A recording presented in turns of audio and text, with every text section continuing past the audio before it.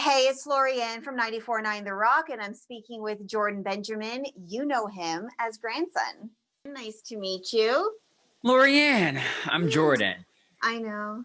I wish that we could be doing this in person right now. Oh, you know how fantastic that would have been? Oh, I'm in there, acoustic guitar. We've got the local listeners. I'm doing pictures, interview. I'm missing. Give it back to me, please. Give it back to all of us. We're missing out just as much as you, trust me, because This time we, next year. This time next year. It's going down. all right, all right. We're going to have you in our lunchroom. You'll do your little performance for us. We I'll have cook a you guys. whole At this setup. point, I'd make you guys lunch right now. Anything. You'll make us. You got it. What would you make us? I'm not a big lunch guy, but I'm big on breakfast. I got a good breakfast burrito. I got a good scramble going. Yeah, we're all finding ways. We've definitely gone through some cooking seasons over here, trying to make purpose out of our days in quarantine.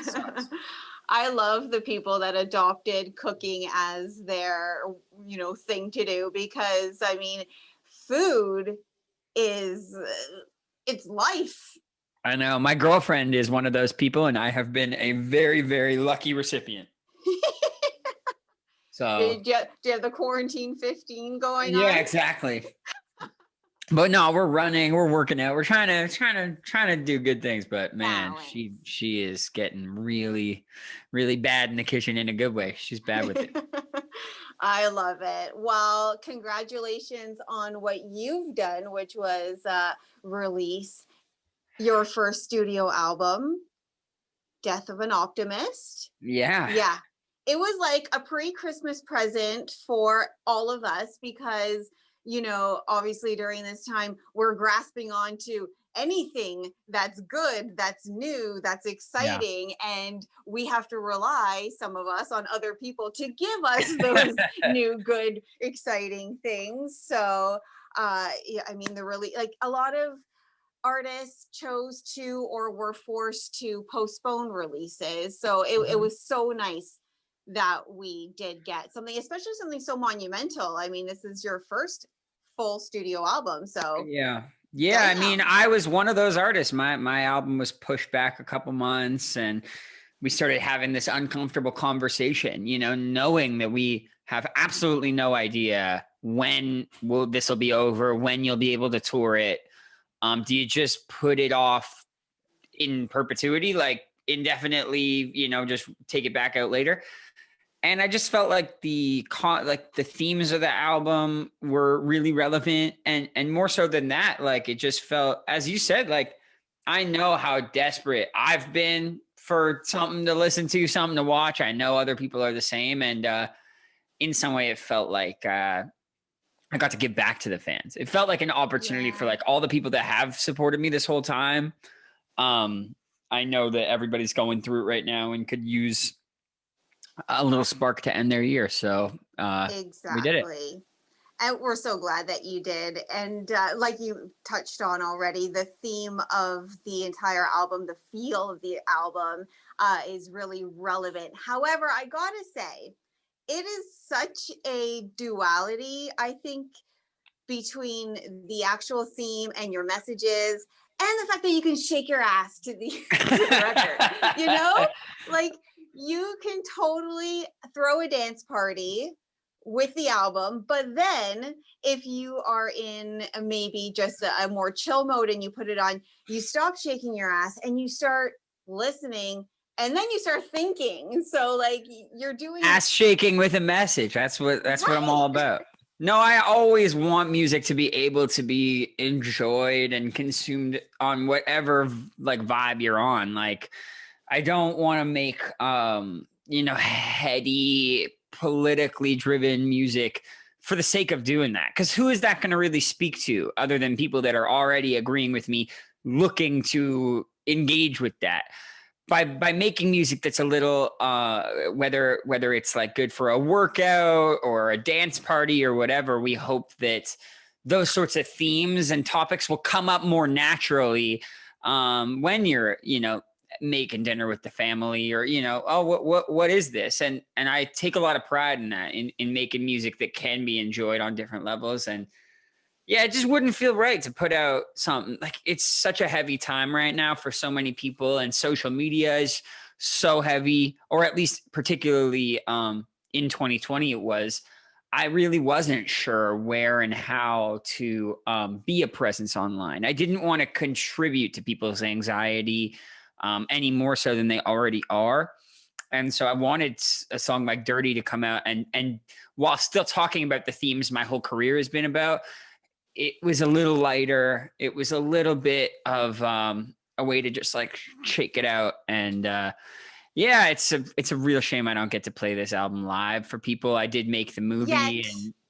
and yes. I just can't wait. I just can't wait.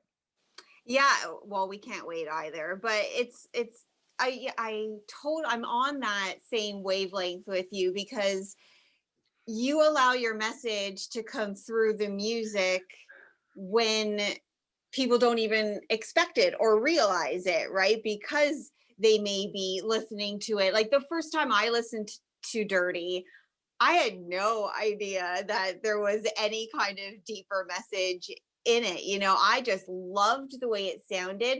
And with all of your music, not just on this album, if you don't know what you feel like listening to, put on Grandson, because it's true, because you're going to get rock, you're going to get pop, you're going to get electronica, you're going to get a little bit of hip hop. So if you don't know what genre you feel like listening to, like one of your songs could at least steer you in the direction of where you want to go next. Right? I couldn't have said it better myself. I should bring you on tour. You can tell everybody. Okay. Yeah, it's also like I am obviously very outspoken about the issues that I'm passionate about. Good chance is some people that are going to hear this are going to disagree with me on all kinds of things. And I think that moving into the new year with this fresh start so many of us have been waiting for, it's an opportunity to find ways to connect with one another without needing to agree on everything. Is there a way for me to throw a dance party and for you to enjoy it? And maybe we still do not agree on everything. Maybe there are things that could come up that would separate us, but in a time where there is so much division, and it's a really confusing time for a lot of people, especially, fans of rock music who are traditionally, white, conservative. And I would hope that this kind of album is a conversation starter, and that you can feel like, whether or not I agree with you, I don't want anyone to feel that there's no room for them at the table. Anybody is welcome at one of my concerts. And I try to create that sense of inclusive. I want it to be like inclusive, but if I were to tell everybody who disagreed with me to not show up, then really how progressive and inclusive am I? So it's a very tricky line to tell, especially now in 2021 where there is all that division. But in making this album, I hope that we've created something that everyone in the family can find something that they can relate to or enjoy, whether it's just on the surface level of what the music sounds like, or the lyrics and the themes. Oh, I totally love that, because I was worried for a moment about how you felt about that. Basically, like, how about if people surface level, can they still be grandkids if they just like the sound of your music and really the message is flying right over their head? Yeah, it's a complicated thing. I think that obviously servicing this message of encouraging progress, encouraging people to stand up for what they believe in, encouraging people that it doesn't matter what you look like or who you love, no matter what community you're in, you put on your headphones, you come to a Grandson show, and you are with family here. That is something it helps me have a sense of purpose. But I don't think an artist has the right to tell anyone how to appreciate or consume that art that we're making. I'm just grateful that people are listening and that people are dancing and singing covers and making art. Like, whatever you do with something once it's out, that is no longer mine. And before an album or a song comes out, I really do take that night before it's out, like right before it's out, it's still just mine. And I sit with it and I think about the process and everybody that played a role in making the album. I reach out to them and thank them. And the next day when that album is out, when this song comes up in your car, like that is your song now, you know? And that's it took me a while to get used to that. And it's also, I want to be a big artist someday. You know, I don't want to just be the new up and coming guy. You know, I want to be like one of the artists that is pushing the conversation of Canadian rock music, of rock music in general. Like I want to be that guy. And I'm not going to be able to do that if people that disagree with me don't feel that there's any room for them. So yeah, it's something that comes with growing up a bit and embracing those parts of being an artist, that all I can do is my part and then it's yours to enjoy. True enough. And I mean, every time I hear Dirty, I hear probably once a day working where I do, obviously. And Good then, to hear. yeah, well, obviously. Do you have enough love in your heart to go and get your hands dirty? That means so many different things to me. Oh, I mean, it means one thing, but it could be applied from like a tiny, minuscule little thing or like something more major. And I don't know. I mean, it resonates with me because I am the type of person that wants to, but maybe doesn't know where to start. Or sometimes fear gets in the way. Like if you see something going on when you're walking down the street and you know it's not right, do you just turn a blind eye or do you go in and try to fix it somehow, whether it's, physically yourself or calling on the police or, something like that? It has stayed with me for days, like days and days and days. And every time I'm faced with something now, I feel like I'm going to have that lyric run through my head. So I don't know if you're putting a little pressure on us, but I think it's a good kind of pressure. Yeah. If not for yourself and your own safety and your own security, do something for the person next to you that might not have a voice, that might be disenfranchised in some way, shape, or form, whether that's when you're at the voting booth on behalf of so many who have had their voting rights stripped from them, or it's just, standing up for the person next to you when you see them getting bullied online. It's a scalable concept, but it's agency and it's action. But from a place that it feels good to help. It feels good to use your opinion for what you believe in. Ultimately, it's a very confusing thing, but when you do something for somebody else, you leave feeling better. At least I've experienced that personally. And, so much of my music, if you go through some of my past songs, like, songs like Bloodwater and stuff that's done well in the past, it's a lot of attitude. It's a lot of attitude. It's in your face. And this is who I am. And if you got a problem with that, then, you can take a hike. And this song is, it has the same spirit, but, maybe there's a new way that we can talk to one another. Maybe there's a new way I can encourage you to do the right thing. If not with the anger that you feel when you see injustice, do it for the love of seeing justice served. And yeah, it takes a second. Takes a second in my career. I came in so angry. I came in fired up and wanting to be a voice for people. And now that I've been doing this 3-4 years, I've had some time to really think critically about, well, I want people to feel like they can take on challenges in their life. What's the most effective way that I can spread that message?